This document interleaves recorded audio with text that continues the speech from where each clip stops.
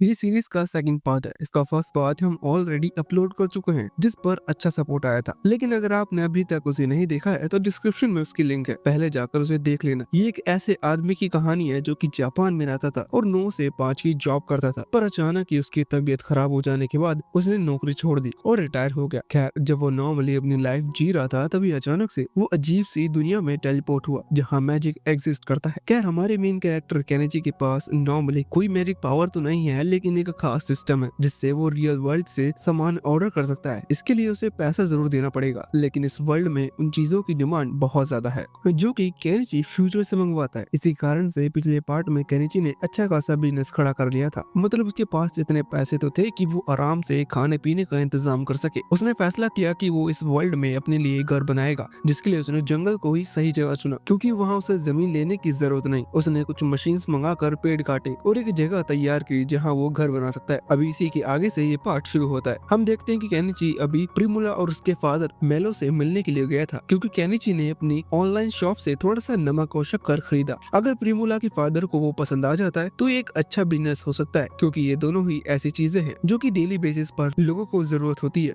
अभी जब प्रिमुला के फादर मेलो केनिची के लिए प्रोडक्ट को चेक करते हैं तो उन्हें उसकी क्वालिटी बहुत पसंद आती है, लेकिन वो केनिची से माफी मांगते हुए उसे बताते हैं कि जहाँ वो रहते हैं वहाँ के सॉल्ट और शुगर के सारे राइट स्टेट के पास है। मतलब वो चाह कर भी केनिची से ये दोनों चीजें खरीद नहीं सकते, वरना इसकी वजह से वो प्रॉब्लम में आ जाएंगे। केनिची कहता है कि कोई बात नहीं। वैसे प्रिमुला के फादर कहते हैं कि वो खुद केनिची को बुलाने वाले थे, क्योंकि पिछले पार्ट में जो नेकलेस वाले क्रिस्टल्स उन्होंने केनिची से खरीदे थे वो बहुत ही इजिली और अच्छे अमाउंट में बिक गए, इसलिए अब उन्हें और वैसे ही क्रिस्टल चाहिए। केनिची उन्हें क्रिस्टल निकाल कर देता है, जिसके बाद केनिची को 15 गोल्ड कॉइन मिलते हैं, जो कि अगर जापानीज करेंसी में देखा जाए तो 3 मिलियन रुपए थे। अभी केनिची के पास अच्छा खासा पैसा तो हो गया था, इस वजह से वो अपनी ऑनलाइन शॉप से वो चीज ऑर्डर कर सकता है जो कि उसने एक दिन पहले देखी। उसने अपनी ऑनलाइन शॉप में एक बड़ा सा कैबिन देखा था, जो कि नॉर्मली अगर देखा जाए तो एक घर की तरह ही है। कैबिन 1.7 मिलियन का है। अभी केनिची के पास इतने पैसे थे, पर वो थोड़ा सा हैरान था, क्योंकि उसे लगा नहीं था कि ऑनलाइन स्टोर में पूरा का पूरा कैबिन बना हुआ मिल जाएगा। खैर, उसने एक चीज नोटिस नहीं की और पहले ही उस कैबिन को ऑर्डर कर लिया। जब वो कैबिन वहां पहुंचा तो उसे पता चलता है कि ये कैबिन बना हुआ नहीं है, बल्कि जो लकड़ी के टुकड़े इस कैबिन को तैयार करने के लिए लगते हैं वो पैक होकर आए हैं। केनिची को अभी थोड़ी सी मेहनत करनी होगी इसे एक घर टाइप का शेप देने के लिए। केनिची सोच रहा था कि सच में ये बहुत मेहनत वाला काम है, लेकिन वो फिर भी काम करना शुरू करता है। तभी वो कैट फैमिली, जिन्हें केनिची ने पार्टी दी थी, वो यहाँ से गुजर रही थी। वो देखते हैं कि केनिची अभी काम में लगा हुआ है, इसलिए वो फैसला करते हैं कि वो भी केनिची की मदद करेंगे और बाद में वो उस घर को पूरी तरह से तैयार करवाने में केनिची की मदद करने लगते हैं। वैसे वो जो कैट गर्ल थी उसका नाम माइली है,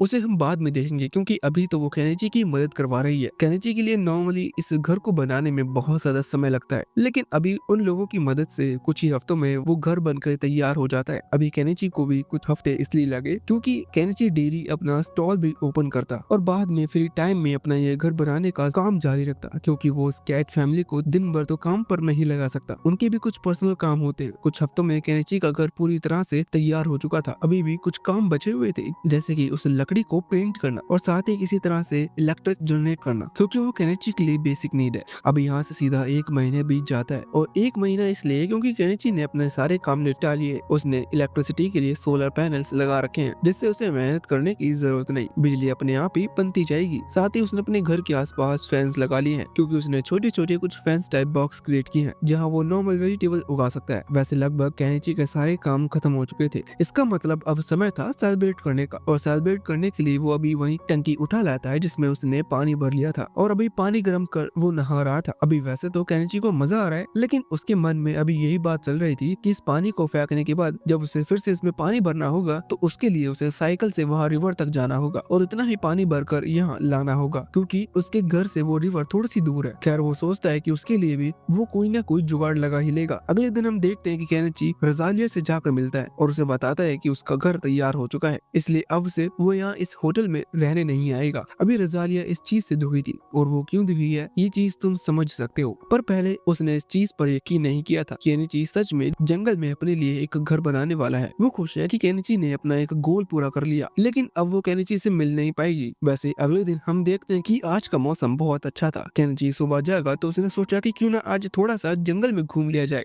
उसने कैमरा निकाल लिया और जंगल में फूल वगैरह की फोटो खींचने लगा। जब वो अपनी साइकिल से वहाँ से गुजर रहा था तभी अचानक ही एक एरो उसकी साइकिल के टायर में आकर लगता है, जिसके कारण वो नीचे गिर जाता है। केनेजी को अभी कुछ भी समझ में नहीं आया था कि आखिर वो एरो आया कहाँ से, लेकिन तभी कई सारे एरो उसकी तरफ आने लगते हैं, जिनसे बचने के लिए केनेजी एक पेड़ के पीछे आ गया था। केनेजी जब हल्का सा देखने की कोशिश करता है तो उसे पता चलता है कि ये एक दूसरी बीस्ट फैमिली है। जिस तरह से हमने पहले कैट फैमिली को देखा, ये डॉग फैमिली थी। मतलब नॉर्मली ये मॉन्स्टर नहीं है, लेकिन ये बात कर सकते हैं और उनके पास सोचने समझने की पावर भी है। अभी वो डॉग फैमिली ना जाने क्यों केनेजी पर हमला कर रही थी। डॉग फैमिली को ये चीज पता है कि केनेजी ने जंगल में अपना घर बनाया है और वो यहाँ रहता है, लेकिन फिर भी वो एक ह्यूमन के साथ दोस्ती क्यों नहीं करेंगे। इस कारण से वो केनेजी पर हमला कर रहे थे। अभी केनेजी जानता है कि वो प्रॉब्लम में फंस चुका है क्योंकि वो अकेला है और वहाँ पीछे बहुत सारे डॉग बीस्ट है। लेकिन फिर भी केनेजी इतनी आसानी से हार नहीं मानने वाला, इसलिए उसने तुरंत ही अपनी वही गुलेल जो कि उसने पहले भेड़ियों से बचने में काम आई थी, जिसके बाद वो नॉर्मली रबर बॉल से उन डॉग्स पर हमला करने लगता है। वो ये देखकर हैरान था कि एक कमजोर सा ह्यूमन उन पर हमला करने की कोशिश कर रहा है और वो भी यहाँ से भागने की बजाय। लेकिन अभी तक उन्हें इस चीज में प्रॉब्लम नहीं थी क्योंकि उन्हें लग रहा था कि वो केनेजी को घेर कर खत्म कर देंगे। पर अचानक ही केनेजी अपने पास से वही फायरक्रैकर्स निकालना शुरू कर देता है, जिसकी वजह से अब वो डॉग फैमिली भी डर चुकी थी। साथ ही अचानक से केनेजी ने अपनी वही मशीन जिससे उसने बड़े बड़े पेड़ उखाड़ दिए, इसे एक्सकावेटर कहते हैं, वो भी बाहर निकाल ली थी। इसलिए उसकी आवाज और साइज को देखकर ही वो डॉग फैमिली डर कर वहाँ से भाग जाती है। वैसे इसके बाद केनेजी वहाँ से उतर कर अपनी गाड़ी को वापस रख लेता है और देखने लगता है कि आखिर वो डॉग फैमिली यहाँ क्या कर रही थी। अचानक इसकी नजर वहाँ जमीन पर पड़ी एक इंजर्ड कैट पर पड़ती है। ये चीज मैं पहले ही क्लियर कर दूं कि ये कैट उस कैट फैमिली जैसी नहीं थी, मतलब ये नॉर्मल जानवर है, जबकि वो दूसरी फैमिली उन्हें डेमी ह्यूमंस भी कहा जा सकता है क्योंकि वो एनिमल होने के साथ साथ ह्यूमन जैसे भी दिखते हैं।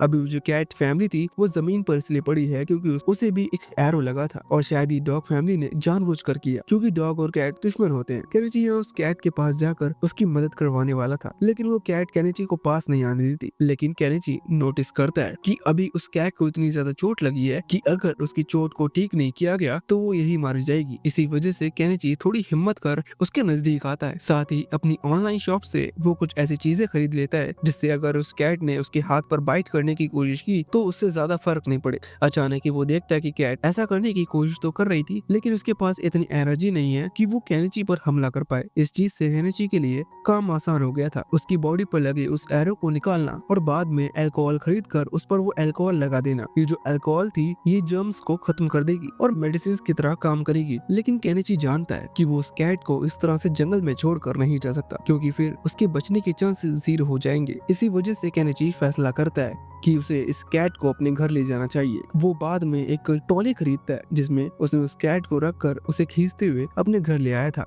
केनेजी उसे एक चटाई पर लिटाता है और बाद में सोचने लगता है कि वो क्या करे जिससे इसकी चोट जल्दी ठीक हो जाए। लेकिन केनेजी सोच रहा था कि वो इस वर्ल्ड में आया है जहाँ मैजिक एग्जिस्ट करता है। हालांकि उसने अभी तक किसी मैजिशियन को नहीं देखा, पर जो विजार्ड था वो एक तरह से एक मैजिशियन ही है। इस वजह से अगले ही दिन केनेजी उसके पास पहुंच जाता है। केनेजी उससे हीलिंग मैजिक के बारे में पूछ रहा था और जब केनेजी अपनी सारी सिचुएशन बताता है तो विजार्ड समझ जाता है कि केनेजी ने जिस कैट को पकड़ा है वो एक बॉब कैट है। ये शायद किसी तरह की कोई स्पीशीज होती होगी, पर जो भी है उसे बॉब कैट कहा जाता है। वो विजार्ड केनेजी से कहने लगता है कि आखिर तुम उसे बचाना क्यों चाहते हो, तुम उसे मार कर बेच सकते हो, इससे तुम्हें अच्छे खासे प्रॉफिट्स होंगे। इन सबसे केनेजी का कोई लेना देना नहीं था, लेकिन केनेजी चुपचाप वहाँ से निकल जाता है। बाद में जब उसी ओल्ड लेडी के पास पहुँचता है उस स्टॉल के पास वाली जगह पर, तो वहाँ उसकी मुलाकात महिला से होती है। ये वही कैट गर्ल है जो कि केनेजी के पास आकर अचानक से ही फिर से केनेजी को स्मेल करने लगी थी। स्मेल करने के कारण यह पहचान जाती है कि केनेजी की मुलाकात किसी बॉब कैट से हुई है। असल में माइल की जो फैमिली है या यूं कह लो कि माइल की जो स्पीशीज है, मतलब कैट बीस्ट वाले स्पीशीज, वो बॉब कैट्स को गॉड का मैसेंजर मानते हैं। इसी वजह से माइल केनेजी से बॉब कैट के बारे में पूछने लगती है और केनेजी उससे सारी स्टोरी बताता है। बाद में जब माइल घर पहुंचती है तो मतलब केनेजी के घर पर वो बॉब कैट को देखती ही समझ जाती है कि इस पर जरूर उन डॉग बीस्ट वालों ने हमला किया था। अभी माइल को इस बारे में बहुत गुस्सा आ रहा था, इसलिए वो कह रही थी कि वो उन डॉग बीस्ट से इस चीज का बदला जरूर लेगी। वैसे अभी बदला लेने का समय नहीं है अभी के लिए। तो केनेजी ने नोटिस किया कि वो बॉब कैट अब पहले से ठीक है, लेकिन वो एक कैट है, इसलिए जहाँ उसे चोट लगी है वो वहाँ लिख कर रही थी। इसी वजह से केनेजी उसके गर्दन पर एक कोन लगा देता देता है। जिन लोगों के पास पेट है वो ये चीज समझ सकते हैं। इस तरह के कौन से अब वो अपनी चोट को टच नहीं कर पाएगी। अब ये चीज देखकर माइल केनिची की तारीफ करते हुए कहने लगती है कि तुम तो एक डॉक्टर की तरह सारी चीजें संभाल रहे हो, क्या तुम पहले डॉक्टर थे? जिस पर केनिची कहता है कि नहीं, वो डॉक्टर नहीं था, मगर ये सब बेसिक नॉलेज जो कि सबके पास होनी चाहिए। अभी उस कैट गर्ल की मदद करने की वजह से माइल केनिची से बहुत ज्यादा खुश थी, इसलिए वो तुरंत ही बाहर जाकर थोड़ी हाउंटिंग वगैरह कर कुछ वर्ड्स पकड़ कर लाती है जो कि केनिची इस बॉब कैट को दे सके। बाद में ये लोग भी वही खा लेते हैं और ऐसा करते करते रात हो जाती है। माइल बताती है कि वो थक चुकी है, इसलिए वो अपने घर नहीं लौटने वाली। वैसे अभी शाम हुई थी और केनिची जानता है कि माइल भी अपनी फैमिली की मदद करवाती है, इसलिए केनिची कहने लगता है कि तुम यहाँ रुकोगी तो वो लोग चिंता करेंगे, और दूसरी चीज ये भी कि तुम्हें भी तो कुछ काम होगा। जिस पर माइल कहती है कि नहीं, अभी बॉब कैट बहुत ज्यादा इंजर्ड है, इसलिए वो अपने काम पर फोकस वैसे भी नहीं कर पाएगी, इसलिए वो यही रुकना चाहती है। केनिची को इस चीज में कोई प्रॉब्लम नहीं थी, लेकिन केनिची के पास सिर्फ एक ही बेड है, पर माइल को इस चीज में कोई दिक्कत नहीं है। वो कहती है कि हम शेयर कर लेंगे। कमाल की बात ये थी कि केनिची ने अभी अपनी ऑनलाइन शॉप से दूसरा बेड ऑर्डर नहीं किया था, और ये जो बेड है ये भी सिंगल बेड है, मतलब इस पर सिर्फ एक ही आदमी बन सकता है। और इससे भी ज्यादा कमाल की बात ये है कि इन दोनों को इस चीज में कोई प्रॉब्लम नहीं हुई, क्योंकि माइल केनिची के ऊपर लेट गई थी, इसलिए उन्हें ज्यादा जगह की जरूरत नहीं पड़ी। वैसे कुछ दिनों बाद हम देखते हैं कि केनिची ने अपने घर के बाहर जो फार्म क्रिएट किए थे उन जगह पर उसने प्लांट्स लगा दिए हैं, लेकिन अभी प्रॉब्लम ये है कि केनिची को पानी की जरूरत है, और अभी पेड़ों को पानी देने के लिए उसे साइकिल से वहाँ उस रिवर तक जाना पड़ता है। केनिची सोच रहा था कि उसे हैंड पंप के बारे में सोचना चाहिए, मतलब अगर हैंड पंप यहाँ लग जाए तो उसकी प्रॉब्लम सॉल्व हो जाएगी, पर ये चीज वो कल करेगा क्योंकि अभी रात हो चुकी है। वो चुपचाप सो जाता है। अगले दिन जब वो जागता है तब अचानक ही वो बॉब कैट उसके ऊपर जंप कर देती है। केनिची तो समझ चुका था कि वो ठीक हो चुकी है, इसलिए केनिची ने बाद में उसकी गर्दन पर वो कॉलर हटा दी और उसे आजाद कर दिया। वैसे अब जरूरी काम था एक हैंड पंप तैयार करना, लेकिन हैंड पंप में बहुत ज्यादा मेहनत लगती है, इसलिए केनिची सोच रहा था कि एक इलेक्ट्रिक पंप तैयार किया जाए। अभी इस चीज में बहुत मेहनत लगेगी, इस वजह से आज वो स्टॉल नहीं लगाता और छुट्टी लेता है। वहाँ घर पर ही एक बड़ा सा गड्ढा करने के बाद उसने एक परफेक्ट इलेक्ट्रिक हैंड पंप बना लिया था, जिससे अब उसे अनलिमिटेड पानी मिलेगा। बाद में वो अपनी वही टंकी भरने लगता है नहाने के लिए, लेकिन तभी वहाँ प्रीमोल आ जाती है। असल में वो केनिची की शॉप पर गई थी, लेकिन उसे पता चला कि केनिची ने आज शॉप ओपन नहीं की, और फिर बाद में उसकी मुलाकात माइली से हुई, जिससे उसे पता चला कि केनिची अभी जंगल में रह रहा है घर बनाकर, इसलिए वो वहाँ उससे मिलने के लिए आ गई। वैसे वो हैरान है कि केनिची ने खुद से इतना बड़ा घर तैयार कर लिया। वैसे तो इसमें कैट फैमिली ने मदद की थी, लेकिन फिर भी ये बहुत मुश्किल काम है। तब उसकी नजर घर के पीछे रखी हुई एक्सकवेटर मशीन पर पड़ती है, जिसकी हेल्प केनिची ने ली थी। अभी उस मशीन को देखकर वो हैरान थी, क्योंकि उसने ऐसी मशीन पहले कभी नहीं देखी, इसलिए वो केनिची से पूछने लगती है कि ये क्या है। अभी केनिची को समझ में नहीं आता कि वो उसे कैसे एक्सप्लेन करे,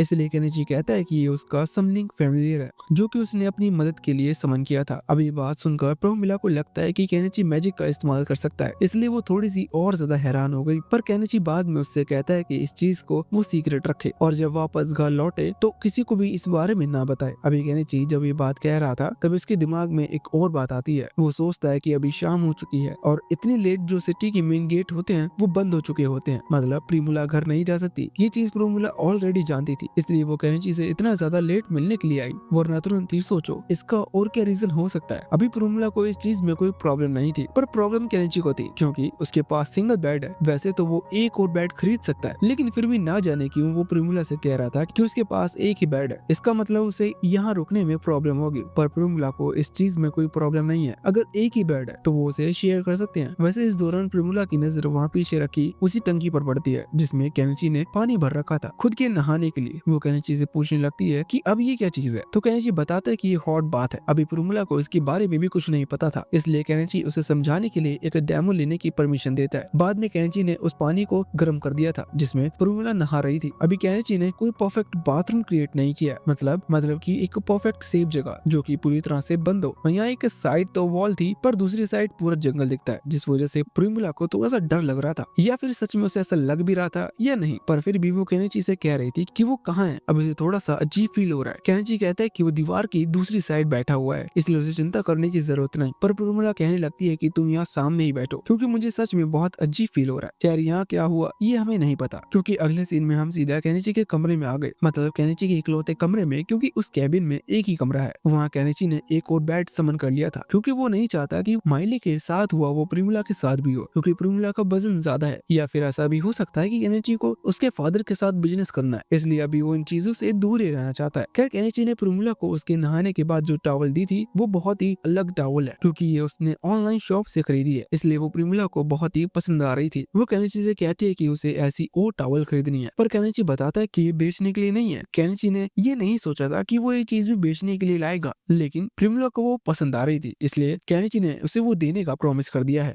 बाद में केनिची ने उसे नाइट गाउन भी दिया था, क्योंकि नॉर्मल सी बात थी, अब प्रिमिला यहीं पर रहने वाली है, कम से कम आज रात तो वो यहीं रहेगी, इसलिए उसने वो कपड़े उसे दिए, जो कि प्रिमिला को और ज्यादा पसंद आ गए हैं और वो डिमांड करने लगी कि उसे ऐसे कपड़े चाहिए। साथ ही वो केनिची से कह रही थी कि अगर केनिची के पास सच में इतनी कमाल की चीजें हैं तो इस किंगडम का सबसे ग्रेटेस्ट मर्चेंट बन सकता है। पर केनिची उससे कहता है कि उसका ऐसा कोई भी गोल नहीं है, क्योंकि वो शांति से अपनी जिंदगी जीना चाहता है, और वैसे भी ग्रेटेस्ट मर्चेंट बनने में उसे नोवेल की अटेंशन में आना होगा, जो कि वो बिल्कुल भी नहीं चाहता, क्योंकि ये चीज बस उसके लिए प्रॉब्लम क्रिएट करेगी। खैर उसे बस पैसा कमाना है और एक पीसफुल जिंदगी जीनी है। जो सुनकर प्रिमिला कहती है कि वो जिस तरह से भी केनिची की मदद कर पाए वो जरूर करेगी। वैसे अब बाद में जब ये सोने लगे तब केनिची ने एक और बेड खरीदा, जिससे कि वो चीज रिपीट ना हो जो प्रिमिला के साथ हुई थी। ये चीज मैं अभी बता चुका हूँ, लेकिन उसने बेड असल में अब खरीदा है, और जब ये चीज प्रिमिला को पता चली तो उसे इस चीज पर बहुत गुस्सा आया था। मतलब वो तो वहाँ वही करने गई थी जो कि नहीं हो पाया। खैर सीन चेंज होकर वहाँ बाउंटी वाले आदमी शागा के पास आता है, जिससे हमने पिछले पार्ट में देखा था। अभी शागा को एक लेटर मिला है। ये लेटर किसकी तरफ से है और इसमें क्या लिखा हुआ है, ये चीज हमें कुछ देर बाद पता चलेगी, इसलिए अभी हमें इस पर ध्यान देने की जरूरत नहीं, पर जल्दी वो कुछ खतरनाक करने वाला है। अभी के लिए वापस से सीन चेंज हो चुका था और सीधा अगले दिन पर आ गया था, जहाँ हम देखते हैं कि केनिची अभी प्रिमिला को लेकर उसके फादर के घर जा रहा था, जहाँ पहुंचकर प्रिमिला अपने फादर को वही टॉवल वगैरह खरीदने की बात करती है जो कि उसने रात को केनिची से ली थी। जब प्रिमिला के फादर उन टॉवल्स को देखते हैं तो उन्हें उनकी क्वालिटी बहुत पसंद आती है, इसलिए उन्होंने केनिची को उसका ऑर्डर दे दिया था। अब केनिची सोचता है कि अगर जब वो कपड़े के बिजनेस में आ ही गया है तो क्यों ना थोड़ा और ज्यादा स्पाइसी ट्रेंडी ट्राई करे। वो अपने पास से कुछ और दूसरे नाइटी गाउन निकालता है जो कि सच में स्पाइसी थे।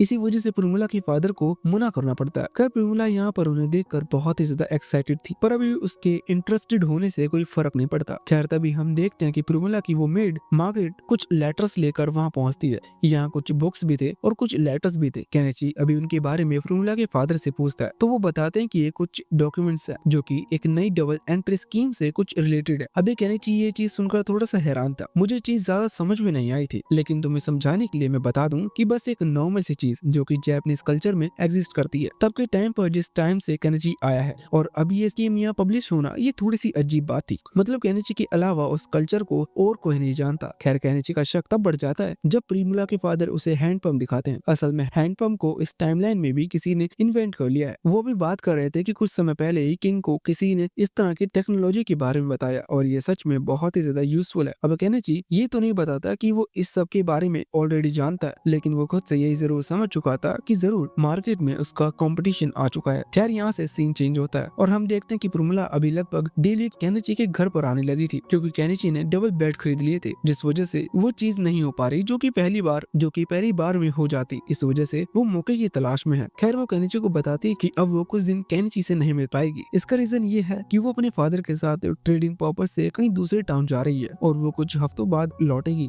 केनिची को उस चीज में कोई प्रॉब्लम नहीं थी। खैर अभी जब प्रिमिला नहा रही थी तो वो केनिची से उस नाइटी गाउन के बारे में पूछती है जो कि थोड़ा सा स्पाइसी था। इस वजह से प्रिमिला के फादर ने मना कर दिया, पर अभी प्रिमिला उसी के बारे में पूछ रही थी। केनिची कहता है कि क्या तुम किसी को उससे इम्प्रेस करना चाहती हो? प्रिमिला और किसी को नहीं बल्कि केनिची को इम्प्रेस करना चाहती है, लेकिन केनिची के हिसाब से अभी उन्हें इस तरह के रिलेशन से दूर रहना चाहिए, क्योंकि केनिची एक ओल्ड मैन है, मतलब वो रिटायर हो चुका है। इससे उसकी एज का पता चलता है, लेकिन प्रिमिला को इस चीज में कोई प्रॉब्लम नहीं थी। खैर केनिची जानता है कि प्रिमिला को कोई प्रॉब्लम नहीं है, लेकिन उसके फादर को तो प्रॉब्लम होगी। पर प्रिमिला बता दी कि नहीं, उसके फादर को भी इस चीज में कोई प्रॉब्लम नहीं है, बल्कि वो तो अपने फादर से परमिशन भी ले चुकी है। केनिची इस बात से बहुत ज्यादा हैरान था, लेकिन अभी केनिची कई तरह के बिजनेस में फंस चुका है। ये नॉर्मल बिजनेस नहीं है, मतलब उसके दिमाग में अभी बहुत सारी बातें चल रही हैं, जिस वजह से वो इस तरह की चीजों पर फोकस नहीं कर सकता। इसलिए वो प्रिमिला से कहता है कि ठीक है, इस बारे में हम बाद में कभी डिस्कस करेंगे। प्रिमिला को भी इस चीज में कोई प्रॉब्लम नहीं थी, क्योंकि केनिची ने हाँ कह दी, मतलब अब कभी तो इस बात पर डिस्कशन होगी। खैर अगले दिन हम देखते हैं कि सुबह केनिची से मिलने के लिए कोई आया होता है। ये और कोई नहीं बल्कि वही लड़का था जिसने केनिची से वो कटाना खरीदी थी। वैसे इस नाइट का नाम नर्स बॉल है। ये नाम बहुत ही अजीब है लेकिन हम कुछ नहीं कह सकते। नर्स बॉल अभी यहाँ इसलिए आया था क्योंकि उसे एक मिशन दिया गया जिसमें उसे जंगल में आकर देखना था कि आखिर वो कौन आदमी है जो कि जंगल के बीच रह रहा है। मतलब नॉर्मल सी बात थी कि इसके गिल्ड वालों को शक जरूर होगा क्योंकि ये कोई नॉर्मल चीज नहीं है। अभी जब नर्स बॉल केनिची से मिलता है तो वो केनिची से कहता है कि अब वो श्योर है कि वो गिल्ड में जाकर ये चीज रिपोर्ट कर सकता है, ये कोई प्रॉब्लम नहीं है क्योंकि वो केनिची को जानता है। केनिची एक भला आदमी है, इसके लिए केनिची नर्स बॉल को शुक्रिया कहता है। वैसे अभी जब ये लोग चाय वगैरह के लिए बैठते हैं तो यहाँ किंगडम की भी बातें निकलती हैं, जिस बीच नर्स बॉल एक अजीब से आदमी के बारे में बताता है जो कि अभी बहुत पॉपुलर हो रहा है। उस अजीब आदमी ने बहुत सारी डिस्कवरी की जिनमें से एक डिस्कवरी है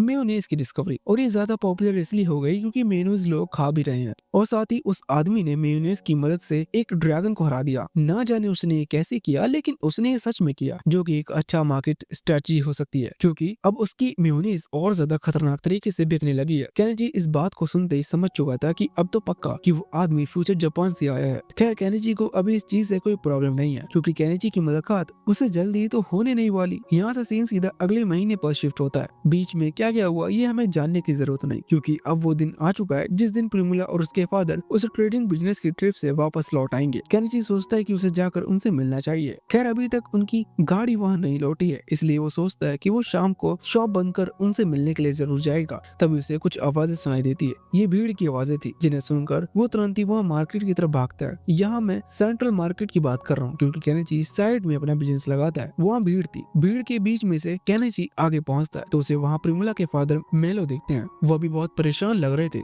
वो सभी को बताते हैं कि वो जिस गाड़ी में आ रहे थे उस गाड़ी पर लुटेरों ने हमला कर दिया और उनका सारा सामान लेकर सामान गया भाड़ में। वो उनकी बेटी को लेकर चले गए। अभी सुनकर लोगों को बहुत गुस्सा आता है लेकिन कोई भी कुछ नहीं कर सकता क्योंकि जिन लुटेरों ने उन पर हमला किया उन लुटेरों का लीडर शागा है और शागा से कोई पंगा नहीं ले सकता क्योंकि सब उसके बारे में जानते हैं। अभी प्रिमुला के फादर बहुत ही ज्यादा टेंशन में थे। अगर वो गिल्ड में इस चीज की रिपोर्ट करवा कर एक मिशन तैयार करवाते हैं और साथ ही नाइट को भी ऑर्डर करते हैं तो भी इसमें बहुत ज्यादा समय लग जाएगा और उनके पास इतना समय नहीं है क्योंकि उन्हें अपनी बेटी को बचाना है। तभी सीन चेंज होकर वहाँ प्रिमुला पर आता है जिसके साथ अभी तक कुछ भी गलत नहीं हुआ है। ऐसा इस वजह से क्योंकि वो सच में बहुत ही ज्यादा सुंदर है। इसलिए सागा ने फैसला किया कि अगर वो सही कंडीशन में किसी बड़े नोबल को उसे बेच दे तो उससे सागा को अच्छे खासे पैसे मिल सकते हैं। ये बात पूरी तरह से नॉर्मल और प्रैक्टिकल थी। इसी वजह से प्रिमुला के फादर भी जानते थे कि यही सब कुछ होगा। इस कारण से उन्हें और ज्यादा चिंता हो रही थी। अभी कोई नाइट या फिर कोई दूसरा आदमी उनकी मदद नहीं कर सकता, इसलिए वो केनिची से ही रिक्वेस्ट करने लगते हैं। केनिची एक मिडिल एज आदमी है जो कि लड़ नहीं सकता लेकिन फिर भी वो प्रिमुला की परवाह करता है और माइली भी उसकी फ्रेंड है। इस कारण से वो फैसला करता है कि वो प्रिमुला को बचाने के लिए जरूर जाएगा। खैर केनिची के पास पैसे नहीं है कि वो कुछ खरीद पाए, इसलिए वो प्रिमुला के फादर से हेल्प मांगता है और वो तुरंत ही एक बैग भरकर गोल्ड कॉइन केनिची को दे देते हैं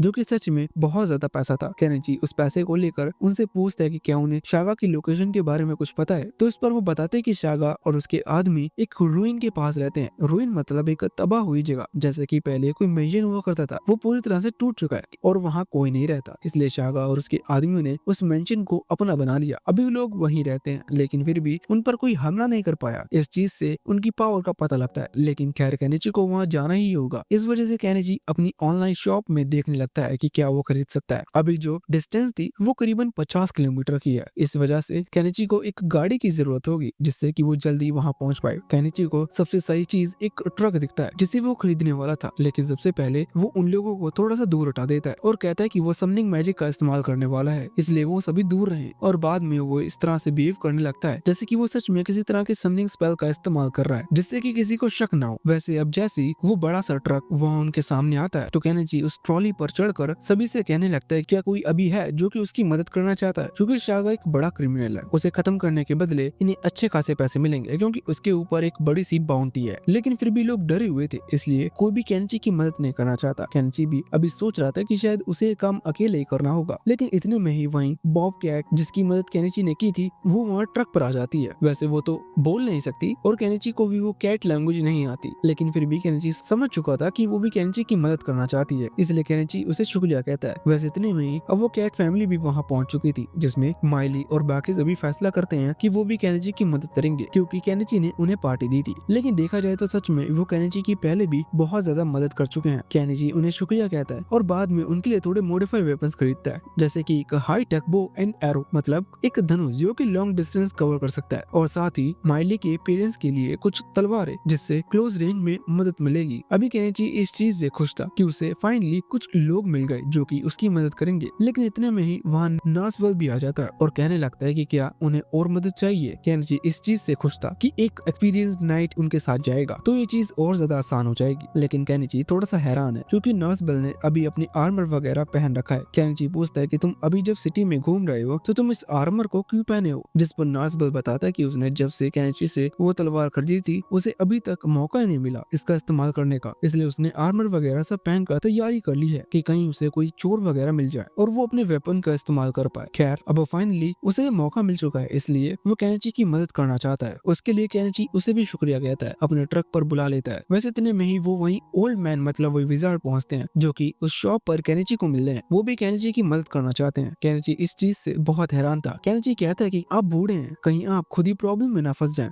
पर ओल्ड मैन बहुत ही शांति से कहते हैं कि बूढ़े होंगे तुम्हारे अंकल, मैं बूढ़ा नहीं हूँ। साथ ही वो बताते हैं कि वो अपने यंग टाइम पर एक मैजिशियन हुआ करते थे और उनका नाम चलता था, इसका मतलब अभी भी वो 2-4 नॉर्मल चोरों को तो आराम से उठाकर फेंक देंगे। इतना कहते हुए उन्होंने अपने मैजिक पावर को भी दिखाया और साथ ही कहा कि वो जरूर कुछ न कुछ हेल्प करेंगे, इसलिए उन्हें भी साथ आने दीजिए। केनिची उन्हें भी शुक्रिया कहकर अपने ट्रक पर बुला लेता है, जिसके बाद अब वो वहाँ पर उसकी ओल्ड लेडी की एंट्री होती है। ये वही है जो केनिची के स्टॉल के पास में अपना स्टॉल लगाती है। ये भी केनिची की मदद करना चाहती है। केनिची कहता है कि आप तो मत लड़िए, क्योंकि सच में मैं नहीं चाहता कि इस काम के चलते कोई प्रॉब्लम में फंसे। पर वो ओल्ड लेडी कहने लगती है कि भले ही मैं लड़ नहीं सकती, लेकिन मैं मोरल सपोर्ट के लिए तुम्हारे साथ चल सकती हूँ, और नॉर्मली वहाँ इतने लंबे डिस्टेंस तक तुम्हें पहुँचाने के लिए थोड़ा टाइम भी लगेगा, तो रास्ते में मैं खाने पीने की जो व्यवस्था होगी वो मैं कर दूंगी। मतलब नॉर्मली कहें तो वो भी मदद करना चाहती थी, इस वजह से केनिची उन्हें मना नहीं कर पाता। वैसे उनके बाद अब प्रीमुला के फादर भी कहने लगते हैं कि उन्हें भी साथ चलना चाहिए, लेकिन केनिची उन्हें मना कर देता है और कहता है कि आप यहीं रुकिए, हम लोग प्रीमुला को बचा कर ले आएंगे। वैसे इतने ज्यादा लोग आएंगे उतना ही ज्यादा अच्छा है, इसलिए केनिची आखिर बार और बाकी लोगों से पूछता है, लेकिन वो सभी वहाँ से चले जाते हैं क्योंकि वो लोग खुद को खतरे में नहीं डालना चाहते। वैसे अब उन्हें यहाँ से निकलना था, लेकिन निकलने से पहले इन्हें सबसे पहले वहाँ उस गिल्ड में इस चीज की इन्फॉर्मेशन देनी होगी। ये एक मिशन के लिए जा रहे हैं, जिससे अगर ये शाका को पकड़ ले या उसे मार दे तो कम से कम इसके बदले उन्हें वो रिवॉर्ड मिल जाएंगे, वरना गिल्ड वाले कह देंगे कि तुमने इस चीज की रिपोर्ट हमें नहीं दी। खैर जब ये वहाँ पहुंचकर उस मिशन को एक्सेप्ट करते हैं, जिसके बाद केनिची और उसकी टीम वहाँ से निकल चुकी थी। खैर रज़ालिया भी इस चीज की वजह से बहुत टेंशन में आ गई थी, क्योंकि उसे पता चलता है कि केनिची शागा जैसे लुटेरे से लड़ने के लिए जा रहा है। वैसे दूसरी तरफ वहाँ केनिची और उसके दोस्त ट्रक में बैठ कर निकल चुके थे। इस तरफ टाउन के जो बाकी लोग हैं जो कि मदद वगैरह तो कुछ भी नहीं कर पाए, वो ये बात और कर रहे थे कि अब शायद केनिची और वो लोग वापस लौट कर नहीं आएंगे, क्योंकि उनके हिसाब से केनिची को अच्छा खासा पैसा मिल चुका है, जिसका मतलब यही है कि वो पैसा लेकर भाग जाएगा और वैसे भी उसे लौट कर आने की जरूरत नहीं। और दूसरी बात ये भी कि कौन शागा जैसे क्रिमिनल से पंगा लेगा। खैर इसके बाद सीन चेंज होता है और केनिची के ग्रुप पर आता है। हम देखते हैं कि वो लोग अभी रास्ते में रुक गए थे क्योंकि शाम हो चुकी है और अब उन्हें खाने की तैयारी करनी होगी। एक बार फिर से सीन चेंज होता है और वहाँ उस जगह पर आता है जहाँ प्रीमुला को कैद करके रखा गया था। शागा एक बहुत बड़ा क्रिमिनल है और उसने सिर्फ प्रीमुला को ही कैद नहीं किया, उसके पास बहुत सारे कैदी हैं और उनमें से एक है वही बच्ची जिसे हमने पिछले पार्ट में देखा था। अभी वो प्रीमुला के पास आई थी एक ब्रेड का बड़ा सा टुकड़ा लेकर, जो कि वो प्रीमुला को देना चाहती है क्योंकि प्रीमुला को खाना नहीं दिया गया। खैर प्रीमुला कहती है कि नहीं, इसे तुम ही खा लो। इससे वो बच्ची खुश हो गई थी। वैसे प्रीमुला अभी बिल्कुल भी टेंशन में नहीं लग रही थी। वो उसी बच्ची से पूछती है कि क्या तुम्हें भी यहाँ बंदे बनाकर रखा गया है, जिस पर वो बच्ची हाँ करती है। तो प्रीमुला कहने लगती है कि क्या तुम मेरे साथ यहाँ से भागोगी, जिस पर वो बच्ची हाँ करती है, लेकिन उसे यकीन नहीं होता कि सच में वो लोग यहाँ से निकल पाएंगे। लेकिन प्रीमुला जानती है कि कोई ना कोई उसकी मदद के लिए आता ही होगा। सीन चेंज होकर उस कोई ना कोई पर आता है जो कि अभी पार्टी कर रहा है, मतलब वो लोग खाना खा रहे थे। खैर खाना वगैरह पूरा करने के बाद वो लोग प्लान बनाते हैं कि किस तरह से वो शागा पर हमला करेंगे, क्योंकि उन्हें पता है कि शागा अकेले तो वहाँ उनका इंतजार नहीं कर रहा होगा। वो एक बहुत बड़ा लुटेरा है, जिस कारण से उसके पास बहुत सारे साथी हैं जिनसे 9 लोग सीधा जाकर नहीं लड़ सकते। अभी जो प्लान था इसके मुताबिक माइली एक अलग रास्ते से वहाँ उससे कैंप के पास जाएगी जहाँ शाका और उसके साथी रह रहे हैं। वो वैसे तो एक तबाह हुआ रूइन है, लेकिन फिर भी उसे हम एक कैंप भी कह सकते हैं। उस जगह पर माइली इंफॉर्मेशन गैदर करेगी कि कितने लोग हैं और कहाँ हैं, जिससे इन लोगों को हमला करने में आसानी हो। वैसे अभी इतनी दूर से ये चीज मतलब कि ये बात केनिची तक पहुंचना थोड़ा सा मुश्किल था। इस वजह से केनिची ने अपनी शॉप से कुछ वॉकी टॉकी खरीद लिए हैं। उन लोगों को नहीं पता ये क्या है, लेकिन केनिची ने बस नॉर्मली उन्हें समझा दिया था कि ये एक रेडियो है जिससे दूर से लोग आपस में बात कर सकते हैं, और अभी वो लोग भी प्रॉब्लम में है, इसलिए वो ज्यादा क्वेश्चन नहीं करते। माइली वहाँ से चली गई थी, जिसके बाद ये लोग भी ट्रक में बैठकर वहाँ से निकल पड़ते हैं। वैसे इन्होंने उस ओल्ड लेडी को वहाँ छोड़ दिया है क्योंकि वो सिर्फ खाना बनाने के लिए आई थी और केनिची नहीं चाहता कि वो वहाँ जाकर प्रॉब्लम में फंसे। साथ ही केनिची ने उन्हें बता दिया था कि अगर वो सही समय पर नहीं लौटे तो ओल्ड लेडी सीधा वापस लौट कर गिल्ड में इस चीज की रिपोर्ट कर दे, जिससे कि गिल्ड वालों को यहाँ आकर इन लोगों को भी बचाया जाए या कम से कम ये पता चल जाए कि इन लोगों का मिशन फेल हो चुका है। वैसे इधर माइली उस कैंप के पास पहुंच चुकी थी और नजर रख रही थी। दूसरी तरफ केनिची और बाकी सभी ट्रक में बैठकर उस दूसरे रास्ते पर पहुंच चुके हैं जहां उनके सामने वही हीरोइन है, बस अभी उन्हें हमला करने का मौका चाहिए था। वैसे तभी माइली वॉकी टॉकी से केनिची को बताती है कि यही सही मौका है क्योंकि उसने देखा कि वो लोग अभी पार्टी कर रहे थे, शायद वो पार्टी इसी वजह से कर रहे हैं क्योंकि उन्हें प्रिमोला मिली जो कि बहुत अच्छे दामों में बेची जा सकती है। इसी वजह से उन्होंने इस चीज को सेलिब्रेट करने का फैसला किया, इसलिए नॉर्मल सी बात थी, उन्होंने बहुत ज्यादा अल्कोहल कंज्यूम कर ली है और ये सही मौका है हमला करने का। अभी जब केनिची और उसका ग्रुप वहाँ ट्रक लेकर हमला करने के लिए निकलने वाला था तभी माइले के फादर केनिची को एक नट टाइप की चीज देते हैं, मतलब वो पेचकस वाला नट नहीं बल्कि खाने वाला नट। केनिची पूछता है कि ये क्या है, तो वो कहते हैं कि वहाँ जाकर तुम्हें उन लोगों पर हमला करना होगा जिसमें कुछ लोगों की जान भी जाएगी जो देखकर तुम डर सकते हो क्योंकि ये चीज तुम पहली बार कर रहे हो, इसलिए इसे खा लो, तुम्हें प्रॉब्लम नहीं होगी। केनिची को ये चीज समझ तो नहीं आती लेकिन फिर भी वो उनकी बात मानकर उस नट को खा लेता है। इससे केनिची का दिमाग लगभग काम करना बंद कर दिया था, मतलब एक तरह से उसे नशा सा हो चुका था। अभी वो होश में तो है, बस वो ज्यादा सोच नहीं रहा, उसका मन शांत है। बाद में ये लोग ट्रक में बैठकर सीधा उस जगह की तरफ निकल पड़े थे। तभी हम वहाँ सामने शागा के दो आदमियों को देखते हैं जो कि अभी अल्कोहल कंज्यूम कर रहे हैं और सामने नजर रखे हुए हैं। उनकी नजर ट्रक पर पड़ती है जिसके बारे में उन्हें कुछ भी नहीं पता, लेकिन फिर भी वो कुछ ना कुछ तो शागा को बताते ही हैं। लेकिन वो ऐसा भी नहीं कर पाए क्योंकि अचानक ही दो एरो सीधा जाकर उनके सर के आर पार हो जाते हैं। ये माइली ने चलाए थे जो कि दूर से ही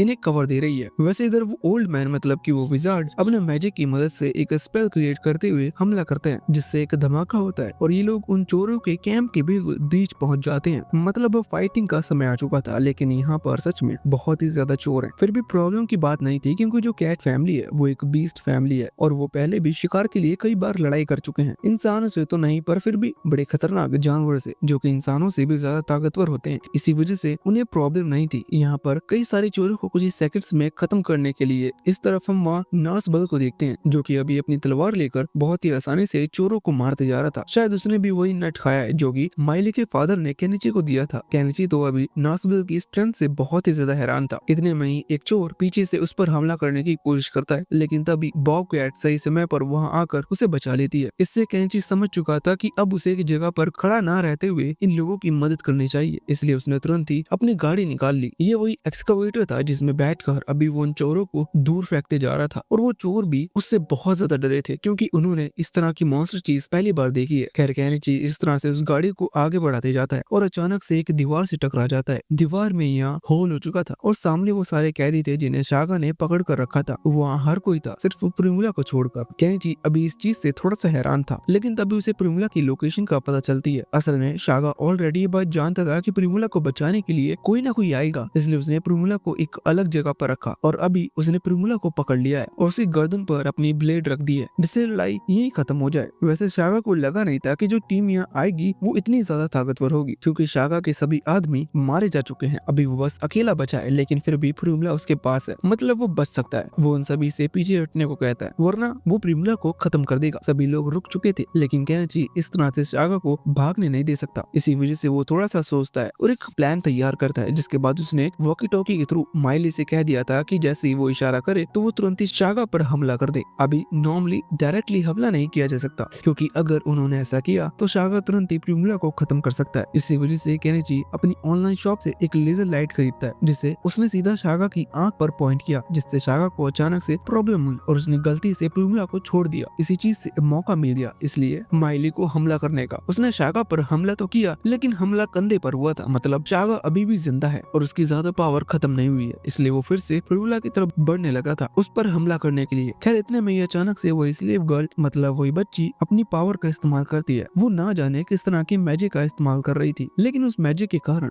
शागा ने अपने माइंड पर कंट्रोल खो दिया था और वहाँ से नीचे गिर पड़ता है जिस वजह से माइली को मौका मिल जाता है और वो सीधा अपने एरो यहाँ शागा के सर पर हिट करते हुए उसे खत्म कर देती है। इन लोगों ने शागा को खत्म कर दिया था और प्रिमुला के साथ साथ बाकी सभी कैदियों को भी बचा लिया था। इसी चीज की खबर केनिची के एक आदमी के थ्रू वहाँ प्रिमुला के फादर तक पहुँचाने के लिए उस आदमी को भेज देता है। फिर बाद में हम देखते हैं केनिची ने अपनी ऑनलाइन शॉप से बहुत सारे कपड़े वगैरह खरीद कर उन बाकी कैदियों को भी दे दिए थे। वैसे उन कैदियों लड़कियों में सभी लड़की ही है, क्योंकि उन्हें शागा बेच सकता था, लड़कों का क्या ही करता वो। हालांकि उन्हें एज अ स्लेव यूज किया जा सकता है, लेकिन ज्यादा आदमी होंगे तो वो आपस में बात कर शागा पर ही हमला करने की प्लानिंग कर सकते हैं। इस वजह से उसने ऐसा कभी नहीं किया। खैर अभी केनिची ने उन सभी लड़कियों को कपड़े वगैरह दे दिए थे, साथ ही उन लड़कियों ने नाव वगैरह लिया था, क्योंकि वो बहुत टाइम से यहाँ कैदी बनकर रह रही थी। वैसे इसी दौरान केनिची उस छोटी बच्ची से मिलता है जिसके बाल बहुत ही ज्यादा बढ़ चुके थे, क्योंकि वो लंबे समय से कैद थी। इसी कारण से केनिची ने अभी प्रिमला को एक कैंची दी जिससे वो उस लड़की के बाल वगैरह काट सके, जिससे वो नॉर्मल लगे। अभी प्रिमला उस कैंची से थोड़ी सी हैरान थी, क्योंकि इस तरह की चीज उसने कभी देखी नहीं है। वो केनिची से कहने लगती है कि क्या केनिची उसे इस तरह की सीजर और बेच सकता है, क्योंकि इनसे अच्छा बिजनेस बन सकता है। वैसे तभी बाकी लड़कियां प्रिमला को बताती है कि उसे पहले कपड़े पहन लेने चाहिए, क्योंकि वो केनिची से बात करने में इतनी ज्यादा खो गई कि वो भूल गई कि वो सिर्फ अभी एक टॉवल लपेटे हुए है, मतलब अभी उस टॉवल ने ही सब कुछ संभाला हुआ था। वैसे अब वो वहां से चली गई थी। इधर केनिची छोटी बच्ची से मिलता है जो कि अब नॉर्मल लग रही है, या यूं कह लो कि अच्छी लग रही है। वो छोटी बच्ची केनिची के इस काम से बहुत ज्यादा खुश है, क्योंकि उस केनिची ने ही उसे बचाया। साथ ही यहाँ वो केनिची को एक लेटर भी देती है। ये लेटर वही लेटर था जो कि शागा को मिला था, ये एक नोवेल की तरफ से। असल में इस तरह से हमला कर लड़कियों को पकड़ कर बेचने का ये धंधा है। एक नोबल आदमी शागा को फंड कर रहा था, मतलब वो उसे पैसा देता था जिससे शागा अपने वो चोर भाइयों को अपने मिशन पर रख सके और ये लोग इस तरह से हमला कर लड़कियों को पकड़ कर उन्हें बेच सके। लेकिन केनिची और उसके दोस्तों ने उनका ये बिजनेस खराब कर दिया। साथ ही अब ये लेटर नर्स बिल को मिल चुका था। वो कहता है कि इसके ऊपर सख्त से सख्त कदम उठाए जाएंगे। वैसे अब सब कुछ सॉल्व हो चुका है, मतलब इन्हें यहाँ से निकलना चाहिए, लेकिन अभी रात है इसलिए ये लोग यहीं सोएंगे। गद्दे वगैरह कम थे, इसलिए लोगों ने आसपास में गद्दों को शेयर कर दिया था। वैसे अब इसी के साथ ये पार्ट यहीं पर खत्म होता है। अब ये चीज इस पार्ट के रिस्पॉन्स पर डिपेंड करती है कि इसका अगला पार्ट कब आएगा।